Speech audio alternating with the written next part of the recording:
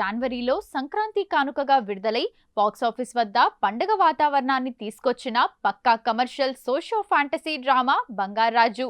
కళ్యాణ్ కృష్ణ కురసాల దర్శకత్వం వహించిన ఈ సినిమాలో కింగ్ అక్కినేని నాగార్జున, యువ సామ్రాట్ అక్కినేని నాగచైతన్య కలిసి నటించారు. ఇది 2016లో వచ్చిన super hit cinema Soggade Chinni నాయన చిత్రానికి సీక్వెల్. బంగారాజు సినిమా స్క్రీన్ పై పల్లెటూరి పండుగ వాతావరణాన్ని ఎంత కలర్ఫుల్ గా చూపించిందో దాని వెనుక మేకింగ్ మరియు షూటింగ్ విశేషాలు కూడా అంతే సందడిగా సాగాయి. ముఖ్యంగా నిజ జీవిత తండ్రి కొడుకులైన నాగార్జున, నాగచైతన్య కలిసి నటించిన సినిమా కావడంతో సెట్స్ పై ఎప్పుడూ ఒక పండగ వాతావరణం ఉండేది. ఈ సినిమా మేకింగ్ అండ్ షూటింగ్ కు సంబంధించిన ఆసక్తికరమైన విశేషాలు ఇవే. సినిమాలోని పల్లెటూరి వాతావరణం ప్రేక్షకులకు ఐఫీస్లా నిలిచింది. కథ మొత్తం గోదావరి బ్యాక్డ్రాప్ లో సాగడం వల్ల సినిమాను ఆంధ్రప్రదేశ్లోని లొకేషన్లలో ఎక్కువగా షూట్ చేశారు. తూర్పు గోదావరి జిల్లాలోని పాపసింగవరం మరియు రాజమండ్రి పరిసర ప్రాంతాల్లో మేజర్ షెడ్యూల్స్ జరిగాయి. గోదావరి గట్టు, పచ్చటి పొలాలు, కొబ్బరి తోటల మధ్య సినిమాను చాలా సహజంగా కెమెరాలో బంధించారు. స్వర్గానికి సంబంధించిన కొన్ని ఇండోర్ సీన్స్ మరియు విజువల్స్ కోసం మైసూర్లోని కొన్ని లొకేషన్లను ఉపయోగించారు. సినిమా క్లైమాక్స్ లో వచ్చే టెంపుల్ యాక్షన్ ఎపిసోడ్ కథకు చాలా కీలకం. దీనికోసం ఆర్ట్ డైరెక్టర్ బ్రహ్మ కడలి నేతృత్వంలో హైదరాబాద్లోని అన్నపూర్ణ స్టూడియోస్లో ఒక భారీ పురాతనమైన శివాలయం సెట్ వేశారు. ఈ సెట్ మేకింగ్ కోసం కోట్ల రూపాయలు ఖర్చు చేశారు. ఆ గుడి వాతావరణం, అక్కడి లైటింగ్, నిధి ఉండే నేలమాలిగ విజువల్స్ అన్నీ గ్రాండ్ గా రావడానికి ఈ సెట్ ఎంతో దోహదపడింది. సినిమాలోనే బిగ్గెస్ట్ హైలైట్ సాంగ్ అయిన వాసివాడి తస్సాదియా మేకింగ్ చాలా క్రేజీగా సాగింది. ఈ పాటలో నాగార్జున, నాగచైతన్య కలిసి మాస్ స్టెప్పులు వేశారు. ఇందులో ఫరియా అబ్దుల్లా స్పెషల్ అపియరెన్స్ ఇచ్చింది. చైతన్య కంటే నాగార్జున ఈ పాటలో మరింత ఎనర్జెటిక్ గా డాన్స్ చేశారట. కొరియోగ్రాఫర్ దినేష్ మాస్టర్ కంపోజ్ చేసిన సిగ్నేచర్ స్టెప్స్ కోసం తండ్రి కొడుకులు ఇద్దరు సెట్స్ పై పోటీపడి మరీ రిహార్సల్స్ చేసి ఒకే టేక్ లో ఓకే చేసేవారట. మొదటి పార్ట్లో నాగార్జున మాత్రమే ఆత్మగా వస్తే ఈ సీక్వెన్స్ లో రమ్యకృష్ణ కూడా ఆత్మగా భూమిపైకి వస్తుంది. ఈ గోస్ట్ ఎఫెక్ట్స్ కోసం మేకింగ్ సమయంలో గ్రీన్ మ్యాట్ టెక్నాలజీని ఎక్కువగా వాడారు. నాగార్జున, రమ్యకృష్ణలు గాల్లో తేలుతూ ఉండే సీన్స్ కోసం రోప్లు కట్టుకొని గంటల తరబడి షూటింగ్ లో పాల్గొనాల్సి వచ్చింది. సీనియర్ నటులైనప్పటికీ వారు ఎక్కడా అలసిపోకుండా ఆ వయసులోనూ ఆ సీన్స్ పర్ఫెక్ట్ గా పూర్తి చేశారు. ఈ సినిమా మేకింగ్ లో చిత్ర యూనిట్ ఎదుర్కొన్న అతిపెద్ద సవాల్ సమయం. సంక్రాంతి సీజన్ ను టార్గెట్ పెట్టుకొని షూటింగ్ స్టార్ట్ చేశారు. కానీ అదే సమయంలో కరోనా ఒమిక్రాన్ వేరియంట్ కేసులు పెరుగుతుండడంతో ఎప్పుడు మళ్ళీ లాక్డౌన్ పెడతారో తెలియని పరిస్థితి నెలకొంది. చిత్ర యూనిట్ బయో బబుల్ ఎన్విరాన్మెంట్ ను క్రియేట్ చేసుకొని నిరంతరం కోవిడ్ టెస్టులు చేసుకుంటూ డే అండ్ నైట్ షిఫ్టులు చేసి కేవలం కొన్ని నెలల వ్యవధిలోనే షూటింగ్, పోస్ట్ ప్రొడక్షన్ పనులన్నీ పూర్తి చేశారు. కరోనా ఆంక్షలు, టైం ప్రెషర్ ఉన్నప్పటికీ దర్శకుడు కళ్యాణ్ కృష్ణ పక్కా ప్లానింగ్ తో అన్నపూర్ణ స్టూడియోస్ సపోర్ట్ తో బంగారాజును ఒక విజువల్ ఫీస్ట్ గా సంక్రాంతి పండగ కల్లా థియేటర్లలోకి తీసుకురాగలిగారు. బంగారాజు సినిమా షూటింగ్ సెట్స్ లో ప్రతిరోజు ఒక తిరునాళ్ళలా పండగలా సాగింది. నిజ జీవితంలో తండ్రి కొడుకులైన నాగార్జున, నాగచైతన్య ఒకే ఫ్రేమ్ లో ఉండటంతో అన్నపూర్ణ స్టూడియోస్ మరియు గోదావరి లొకేషన్లలో ఎప్పుడూ నవ్వులు, అల్లరి, సందడి ఎక్కువగా ఉండేవి. షూటింగ్ సమయంలో జరిగిన కొన్ని క్రేజీ అండ్ సరదా ముచ్చట్లు ఇవే. సెట్స్ లో నాగచైతన్య కంటే నాగార్జున చాలా యాక్టివ్ గా, జోవియల్ గా ఉండేవారట. ముఖ్యంగా రొమాంటిక్ సీన్స్ లేదా అమ్మాయిలతో వచ్చే కామెడీ సీన్స్ చేసేటప్పుడు నాగార్జున స్పాంటేనియస్ గా చేసే అల్లరి చూసి నాగచైతన్య పడి పడి నవ్వుకునేవారట. ఒక ఇంటర్వ్యూలో చైతన్య చెప్తూ, సెట్స్ లో నాకంటే మా నాన్నే చాలా యంగ్ గా, ఎనర్జెటిక్ గా కనిపించేవారు. లడ్డుండా పాటలో ఆయన ఎనర్జీ లెవెల్స్ చూసి నేనే షాక్ అయ్యాను. ఆయన పక్కన నేను కొంచెం ముసలాడిలా ఉన్నానేమో అనిపించింది అని సరదాగా కామెంట్ చేశారు. సినిమాలో కృతి శెట్టి ఊరి సర్పంచ్ గా బిల్డప్ ఇచ్చే చాలా కామిక్ రోల్ చేసింది. ఆ క్యారెక్టర్ లో భాగంగా ఆమె కాస్త ఓవర్ యాక్షన్ చేస్తూ చైతన్యను డామినేట్ చేసేలా డైలాగులు చెప్పాలి. కృతి శెట్టి సీరియస్ గా నాగచైతన్య వైపు చూస్తూ వార్నింగ్ ఇస్తుంటే వెనక నుంచి నాగార్జున ఆమెకు కనిపించకుండా చైతన్యకు సైగలు చేస్తూ ఆట పట్టించేవారట.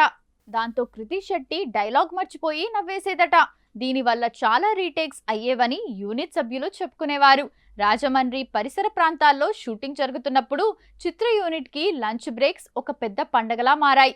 నాగార్జున భోజన ప్రియుడు కావడంతో షూటింగ్ స్పాట్ కి రోజు రకరకాల గోదావరి స్పెషల్స్ వచ్చేవి.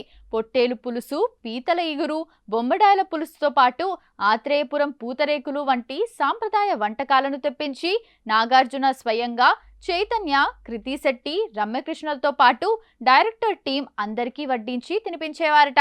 నాగార్జున, రమ్యకృష్ణల కాంబినేషన్ అంటేనే తెలుగు ఇండస్ట్రీలో ఒక హిట్ పేర్. సెట్స్ లో వీరిద్దరి మధ్య ఉన్న బాండింగ్ వల్ల చాలా జోకులు పేలేవి. ఆత్మలుగా మారి గాల్లో తేలుతూ యాక్ట్ చేసే సీన్స్ కోసం ఇద్దరు రోప్స్ కట్టుకొని వేలాడుతున్నప్పుడు మనం 90s లో డ్యూయట్స్ కోసం కొండలు గుట్టలు ఎక్కాం. ఇప్పుడు ఈ వయసులో ఇలా గాల్లో తలకిందులుగా వేలాడుతున్నామని ఒకరినొకరు చూసుకొని కామెంట్లు చేసుకునేవారట. ఆ సీనియర్ పేర్ అల్లరి చూసి సెట్లో ఉన్న కుర్ర టెక్నీషియన్లు కూడా ఎంజాయ్ చేసేవారు. సినిమాలో నాగార్జున, నాగచైతన్య ఇద్దరు ఒకే రకమైన పంచకట్టు, సిల్క్ షర్టులు వేసుకొని కనిపిస్తారు. ఒకరోజు షూటింగ్ స్పాట్ లో ఇద్దరు పక్కపక్కనే కూర్చొని ముచ్చట్లు పెడుతుంటే దూరం నుండి చూసిన జూనియర్ ఆర్టిస్టులు మరియు కొంతమంది క్రూ మెంబర్స్ ఎవరు నాగార్జున, ఎవరు నాగచైతన్య అని కన్ఫ్యూజ్ అయ్యేవారట. ఒక అసిస్టెంట్ డైరెక్టర్ పొరపాటున చైతన్య అనుకొని నాగార్జున దగ్గరకు వెళ్లి సీన్ పేపర్ ఇవ్వబోతే నాగ్ తన స్టైల్లో నవ్వి, నేను సీనియర్ బంగారాజుని భయ్యా, జూనియర్ అక్కడ ఉన్నాడు చూడు అనడంతో సెట్ మొత్తం నవ్వులమయమైంది. అవుట్ అండ్ అవుట్ పండగ సినిమా కావడంతో ఆఫ్ స్క్రీన్ కూడా అక్కినేని ఫ్యామిలీ హంగామాతో షూటింగ్ మొత్తం చాలా లైట్ హార్టెడ్ గా హ్యాపీగా సాగిపోయింది. బంగారాజు సినిమా చూస్తున్నప్పుడు మనకు పండగ వాతావరణం, ఎంతో కలర్ఫుల్ విజువల్స్ కనిపించినప్పటికీ మేకింగ్ సమయంలో మాత్రం చిత్ర యూనిట్ కాలంతో పోటీ పడుతూ ఎన్నో గట్టి సవాళ్లను ఎదుర్కొంది.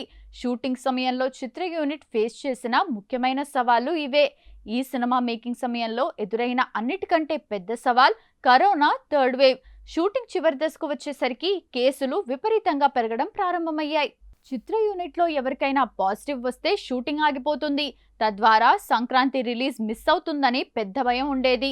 సెట్ మొత్తాన్ని ఒక సురక్షితమైన బయో బబుల్లా మార్చారు. ప్రతి ఒక్కరికి రెగ్యులర్గా ఆర్టీపీసీఆర్ టెస్టులు చేస్తూ అత్యంత కఠినమైన ఆంక్షల మధ్య షూటింగ్ పూర్తి చేయాల్సి వచ్చింది. సంక్రాంతి పండుగకు ఈ సినిమాను ఎలాగైనా థియేటర్లలోకి తీసుకురావాలని నాగార్జున పట్టుబట్టారు. సినిమా షూటింగ్ ఆలస్యంగా ప్రారంభం కావడం వల్ల పోస్ట్ ప్రొడక్షన్ పనులకు చాలా తక్కువ సమయం మిగిలింది. సినిమాను క్వాలిటీగా అవుట్పుట్ తీసుకురావడం కోసం డైరెక్టర్ కళ్యాణ్ కృష్ణ మరియు technical team day and night షిఫ్ట్లు మార్చి నిద్ర లేకుండా పనిచేయాల్సి వచ్చింది. చివరి నిమిషం వరకు ల్యాబ్లో వర్క్ జరుగుతూనే ఉంది. ఇది ఒక సోషియో ఫ్యాంటసీ సినిమా. ఇందులో స్వర్గలోకం సీన్లు, నాగార్జున, రమ్యకృష్ణలు ఆత్మలుగా భూమిపైకి రావటం, క్లైమాక్స్ లో వచ్చే దైవిక శక్తుల ఎపిసోడ్స్ వంటి చాలా సీన్లకు గ్రాఫిక్స్ అవసరమయ్యాయి. తక్కువ టైం లైన్ ఉండటం వల్ల గ్రాఫిక్స్ క్వాలిటీ దెబ్బతినే అవకాశం ఉంది.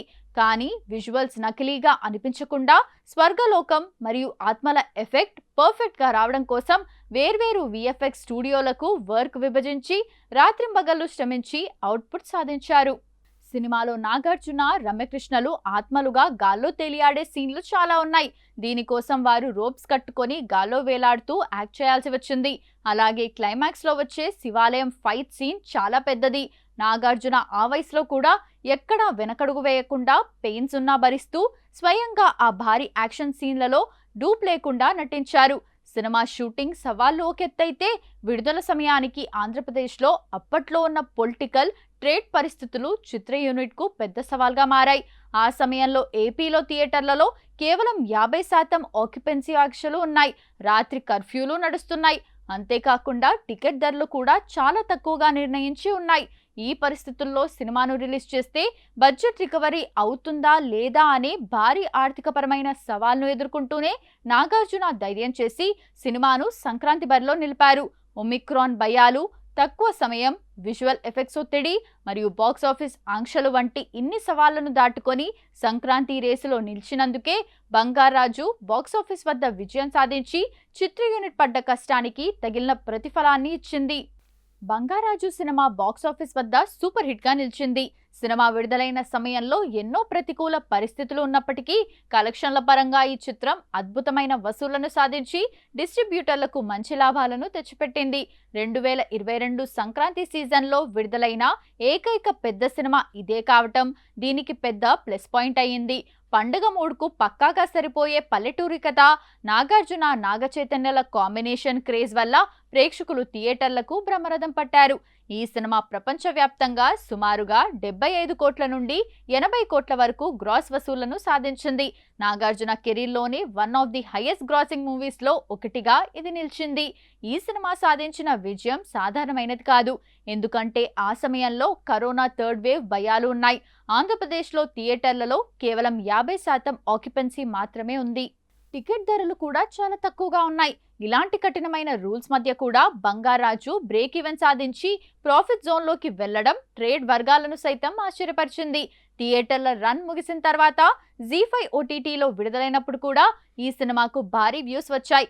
అలాగే టెలివిజన్ ప్రీమియర్లలో కూడా ఈ సినిమా అక్కినేని ఫ్యాన్స్ మరియు ఫ్యామిలీ ఆడియన్స్ లవ్ వల్ల టాప్ టీఆర్పీ రేటింగ్ సాధించింది. సోగ్గాడే చిన్ని నాయన లాగే ఈ సీక్వెల్ కూడా ప్రేక్షకులను ఫుల్గా ఎంటర్టైన్ చేసి అక్కినేని తండ్రి కొడుకుల ఖాతాలో ఒక పక్కా కమర్షియల్ సంక్రాంతి హిట్ గా నిలిచింది.